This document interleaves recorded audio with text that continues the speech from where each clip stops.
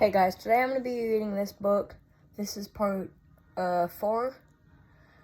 I'm not going to show you guys any of the pictures because it's a waste of time. And yeah, I read 30 pages every day until I finish this book. So let's get started. But then Wojciech realized he forgot his drumsticks at home, and he blamed it on me because he said the roadies are responsible for their equipment. There wasn't enough time to go home and get back by showtime. So Mackie started calling around to see if any stores in the area had drumsticks. But I guess the only music store in town is closed a few months ago, so that was a dead end. So Wojciech had an idea. He said there was a Hippo Henry's a few blocks away and we can get drumsticks there. But that didn't make a lot of sense to me because Hippo Henry's is a pizza place. Wojciech reminded me that every Hippo Henry's has a root band that comes out 3 times a night to play a song. And even though it's been a while since I've gone to one of those places, I remember being kind of freaked out by those robots when I was younger. Wojciech's idea was to somehow grab the drumsticks, which sounded a lot like stealing to me. But Wojciech said it wouldn't be stealing, it would just be borrowing them for a few hours. And he said we'd probably have the drumsticks back before anyone even noticed they're gone. I didn't like the sound of that, but it turns out Wojciech couldn't pull the plane off without me. The Hippo Henry's doesn't allow teenagers in the restaurants because I guess they've caused a lot of trouble in the past. So Wojciech's plan was to have me go in with Bill and pretend he was my father. The whole thing seemed like a terrible idea, but I guess I felt a little responsible for leaving those drumsticks at home, so I went along with the plan. Me and Bill walked past the security guard into the restaurant, but it felt like the guy knew we were up to something because he didn't take his eyes off us once we were inside.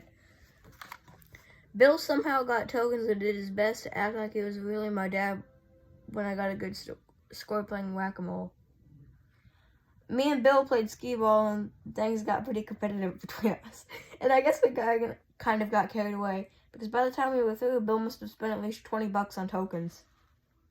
He took the tickets we owned to the prize counter, and Bill was disappointed we couldn't afford the lava lamp, so he spent another $10 in tokens to play a few more rounds of skee-ball, and we won enough tickets to pull us over the top. All that activity made us work up an appetite, so we sat down to order some pizza. And I'll admit, I was having so much fun that I forgot the reason we were there in the first place. But when the curtains opened and the robot band started playing, I remembered what we came to do. The robot monkey started playing the drums, but it wasn't like we could just go on stage and take the drumsticks off his paws without anyone watching. So we just sat there and tried to figure out how we were going to pull this off. But before we could come up with anything good, the curtains closed, and everyone just went back to eating their pizza. I still had no idea how we were going to get those drumsticks, but I guess one of the customers created the distraction we needed. Some kid's mom started complaining to the manager about her pizza. She said the slices were different sizes and had different toppings on them, which meant that the restaurant was using leftover slices and selling them as new pizzas. I remember my mom complaining about the same thing a few years ago, which is the reason she stopped taking us to Hippo Henry's. With everybody's attention focused on this lady's conversation with the manager, me and Bill made our move. We slipped behind the curtains and we went backstage where it was pitch black. Bill turned the flashlight on his phone so we could see, and the robots were still statues in the dark. I knew those things weren't actually alive, but I definitely didn't feel comfortable being around them, so I wanted to hurry up and get it over with. But it wasn't that easy. We tried to get the drumsticks off the monkey's paws, but he had a death grip on those things. And I don't know if the robots were motion activated or what, but when the monkey opened his eyes, it totally freaked me out. I decided to bail on the mission, and I went to the back door. Bill was right behind me, but he didn't come out empty-handed. Luckily, the other guys had pulled around to the back in the getaway vehicle, and that side window definitely came in handy. We thought we were in for the clear after we got out of the parking lot, but the security guard was right on our tail in his Hippo mobile. He chased us through traffic, and me and Roger couldn't shake him. Then we hit a red light, and the security guard stopped his vehicle and approached the truck on foot. When the light turned green, Roger hit the gas and left the security guard in our dust. Maggie was totally freaking out because he said we could go to jail for resisting arrest. Wojciech said the security guard at Hippo Henry's couldn't actually put someone under arrest. If you hear the fuzz in the background, just ignore that. Wojciech wasn't taking any chances, though. He took a few quick turns and pulled the truck around the back of a Chinese restaurant and cut the engine and the lights. We waited it out until we were sure the coast was clear. Mackie wanted to go back to Hippo Henry's and return the monkey paw, but Roger said there was no time for that because Lord the Diver was supposed to be on stage at the Headless Chicken in a minute. So he drove across town and parked the truck in the alleyway behind the club. Then we went in through the back door. The manager was waiting for us inside, and she told the guys they needed to hurry up and get on stage because the crowd was starting to get restless. The problem was that they only had one drumstick, and that was still in the monkey's paw, and none of the guys could figure out how to pry it loose. Then Drew had an idea. He connected a speaker wire to one of the wires dangling from the monkey paw, and when he did, the paw opened and let go of the drumstick.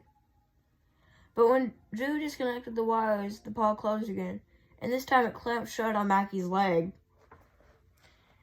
Then when the club owner came backstage and told the guys that if they didn't get out there and start playing, she'd never hire them to play at the Headless Chicken again.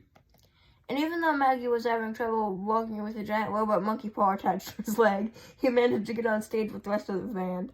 The crowd seemed like they were in the mood to be entertained, but Lord the Diver wasn't ready for the big moment.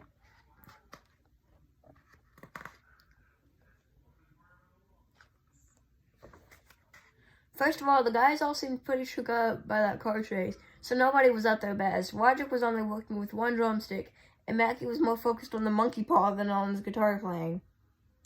On top of that, they all just seemed kind of rusty since they hadn't performed in front of a crowd in a while.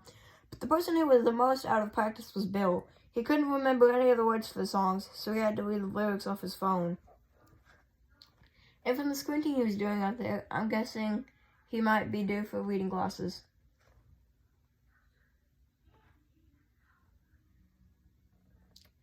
But Bill probably should have put his phone on airplane mode before the show started, because then it wouldn't have rung when his grandma called. But I guess Bill doesn't like to keep his grandma waiting, because he answered the phone in the middle of a song.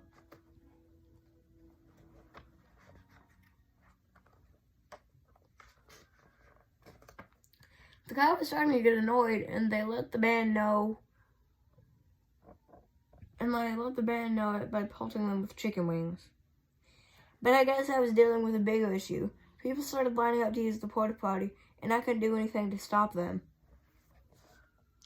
Thankfully, the club ran out of chicken wings, and the audience started to head home. And that was a good thing, because Bill got buffalo sauce in his eye and couldn't read the lyrics off his phone anymore. Once everybody was gone, we started breaking down the set, but the lady who owned the place made us pick up all the chicken wings and clean the sauce off the stage, which added another hour to our night. After the equipment was loaded into the truck, Wodrick asked the owner about getting paid. There was a pretty big crowd in the club, and Wodrick was expecting Lord the Diver to walk away with a decent amount of cash. But then the club owner said the deal was that the band would get half the money she charged for admission at the door, and on Thursday night she lets people in for free. That means the whole thing was just a scheme to sell chicken wings. So after all that trouble, the guys didn't get anything out of it, unless you count a robot monkey paw. And don't even ask me how Mackie explained the thing to his teachers at school the next morning. Wednesday. After the way Lord the Diver performed at their last show, it seems to me like they should be spending a lot more time practicing. But they've been spending all their free time trying to get this monkey paw from Mackie's leg instead.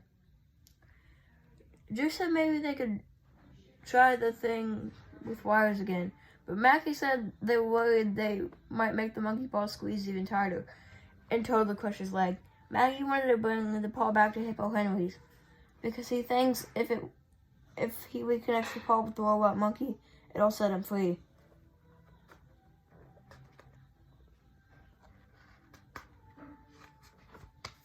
But Roger says the security guard is probably waiting for them to show up again, and that's the last place they should go. So the guys have been searching for the internet to find someone who handles this sort of thing, but so far they haven't had any luck. What's kind of crazy is that used to have a giant robot dog as part of the stage show, which they brought out during the encore.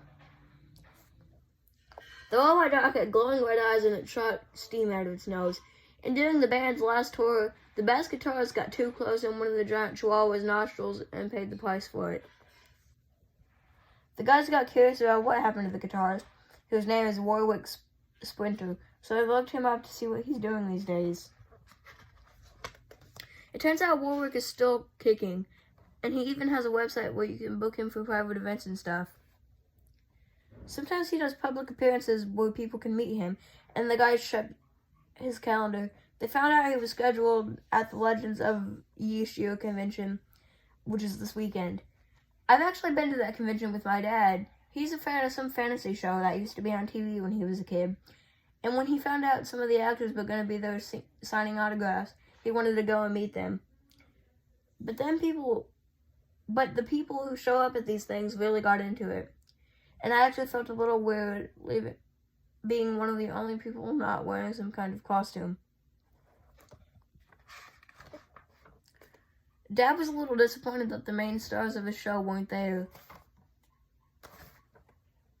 But he's still pretty happy to meet some of the second-tier actors. I guess a lot of these actors make their living off of events like this. So Dad shelled out a lot of money on autographed photos memorabilia while we were there. It's not just actors who go to these things, though. There were retired athletes and washed-up rock stars at the Legend of Yishio convention when I was with Dad. But they weren't getting much traffic at their tables. It must be hard to go performing in front of thousands of people to sitting on a plastic folding table by yourself in a convention center. So the whole thing made me feel kind of sad. But Roger and the guys are totally fired up about this thing because the way they see it, they're finally going to meet a real legend. Saturday. Roger and the guys bought out a ton of stuff to get autographed by Warwick Splinter at the Legend of Yishio convention, but it turns out they weren't allowed to bring items from home, so the guys had to put them all back in the truck. Once they got inside, they went to look for Warwick's table, and they found him in the back. Roger and his bandmates were so excited to meet Warwick that they started talking over each other, but his rule was that if you wanted to ask him a question, you had to buy something first, and he had a whole table full of expensive stuff to choose from. But the guys didn't have a ton of cash, so Roger bought the cheapest item, which was that eraser. Then he asked Warwick what advice he had for a band that was trying to break into the music business. Warwick said the most important thing to do is never to do anything for free. He said a lot of people will try to take advantage of a group that's just starting off, but a band should always make sure they got paid for their work. And after what happened at the Headless Chicken, that seemed like pretty good advice. Logic wanted to ask another question, but first he had to buy something else. So Logic and the guys pulled out the rest of their money and bought that candy dispenser. Come back for part 5. Bye, guys.